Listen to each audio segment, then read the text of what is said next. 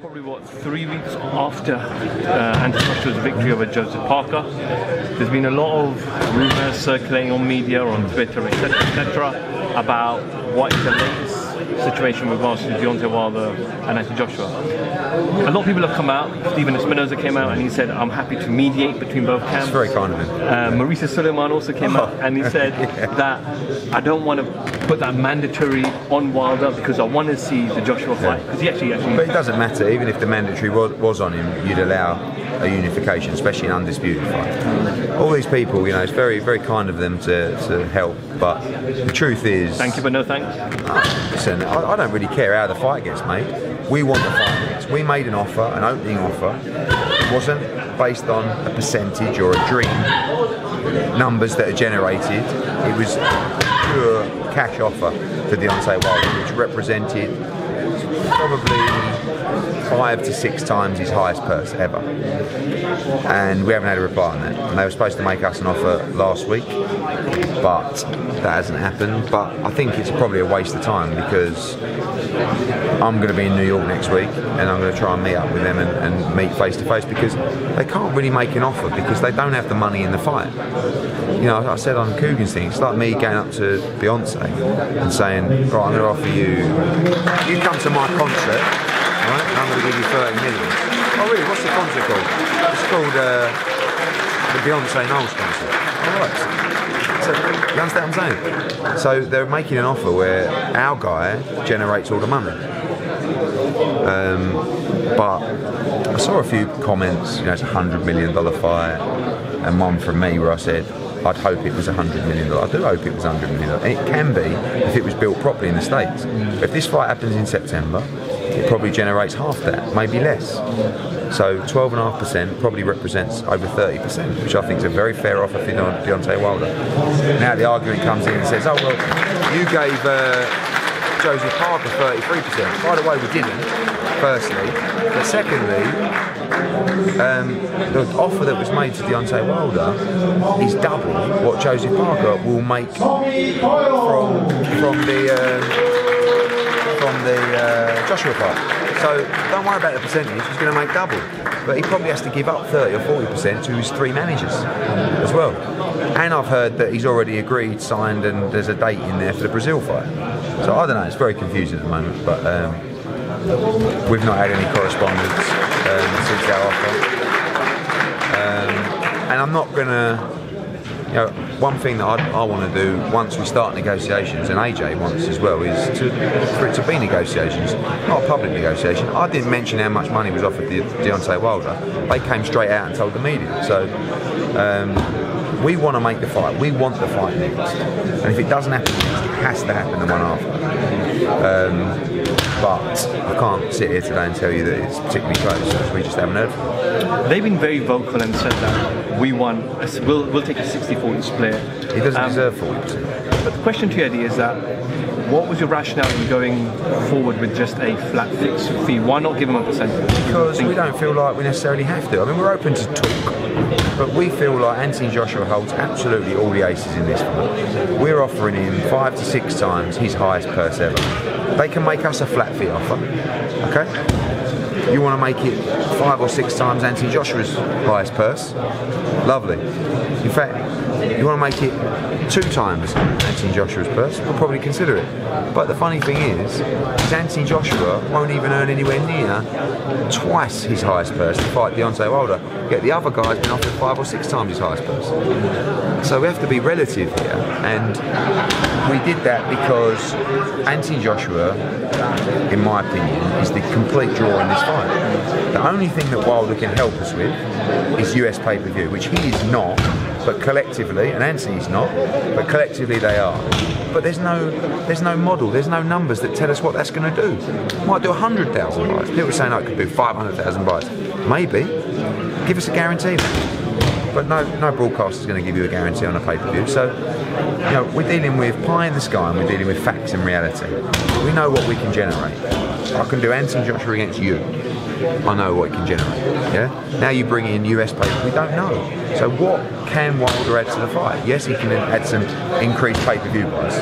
We're doing 7 figures on UK pay-per-view every time we fight. So, yes, he can make that bigger collectively. US pay-per-view, we don't really know. What's he going to do? How many fans is Deontay Wilder going to bring from the US? I mean, it's somewhere between 1 and 10. You know, that's the truth. How many people will be flying over? If we did the fight in Vegas, we'd fill out with Brits. What did he sell in the Barclays Centre in his last fight? Sold 8,000, 9,000 for the Ortiz fight, which was a brilliant fight. Come on, we're not dealing with a draw here. We're dealing with a guy who holds a heavyweight belt, who needs respect and needs paying well. But let's just understand the facts and the reality that Anthony Joshua is the pure sell in this fight. But we don't want to also at the same time be arrogant. Oh, you're only worth. So we're saying let's talk, but we don't get any feedback. And again, it's the 3-manager scenario. Shelley is probably saying one thing, JDS is probably saying another thing, Heyman's probably saying another thing. But it's very hard to go into negotiations when we're being told the fight with Brazil is already done in July. So obviously when Josh has always said my goal is to become the undisputed champion, an opportunity came to fight Charles Martin, you broke your balance, you paid him a lot of money, and you've been since then We've done that all the time. But isn't it worth now breaking the balance? Again. No, but, to get that goal. I spin it the other way, okay? And this is how I spin it. He said, Josh is always overpaid people on the basis of that when you get this, you will call the shots. Fight Charles Martin. You're going to earn small money, but you could be world heavyweight champion. Then you'll call the shots. Okay, I'll do that. Beat Charles Martin. Then you fight Klitschko. Give him. I can't talk badly about Klitschko because he's worth the money, but still give him a great deal. It was a voluntary defence, right? But if you beat him, you win another belt, and then you're really calling the shots. All right, I'll do it. Boom, beat Klitschko. Now I'm calling shots. Fight Takam. Joseph Parker. Massively overpaid Joseph Parker. But I said to Josh, it's another belt, and when you get 3 belts, you'll really be calling the shots. Go on then, I'll do it. Do that, and now you got to overpay someone again. At what point in a fight with high risk? That's the difference. Okay. Yeah, it's a massive high risk fight, and it's the biggest fight in world boxing. So how can I go? Let's just pull numbers pie in the sky. You're making $20 million a fight. Now you're going to make 26, 27, 30, or you can have a no risk fight and make another 20. Yes, Joshua wants greatness, but it's also a business. And you can't, I wouldn't expect you to take a job that was much harder and much more risk for similar kind of money. You know?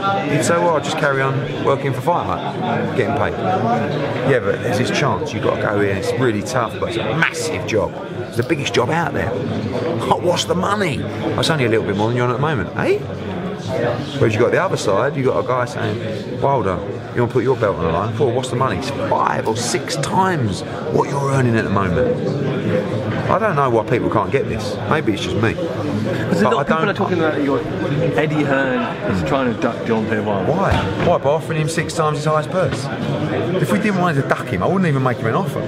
But we'll talk about the fight. If he wants to talk about a split, I'll put it to AJ. But he ain't worth 60-40, nowhere near. Sorry, that's the reality. And maybe Josh will overpay in time, maybe. But I don't think he should. I think he should. This is the biggest fight of his career, maybe the biggest fight of his entire career forever. I'm sorry, I'm not just going to go, oh, go on then.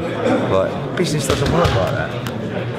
When you submitted your offer, I don't know how true it is, did you put a kind of time scale on? 10 days. And is that expired now? Tomorrow. They won't come back. There's no point in them making us an offer because they can't control Joshua. So we just meet in New York next week and we'll sit down and we'll... When you say we, that's... Me, whoever they want. Heyman, Shelley... Doesn't, we want to make the fight, but it might be a waste of time. But Joshua wants it next. It's no, that's the truth. So he's instructed me. We've made the offer together. He knows the offer, and we felt like it was a great offer. He said to me, If I was earning what I was earning, and they made us that offer, I would sign within the hour. That was his exact words to me.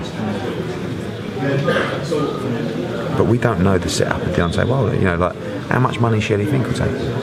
How much money is Al Heyman taking? How much money is Jay Diaz taking? Could be somewhere between 30 and 40%.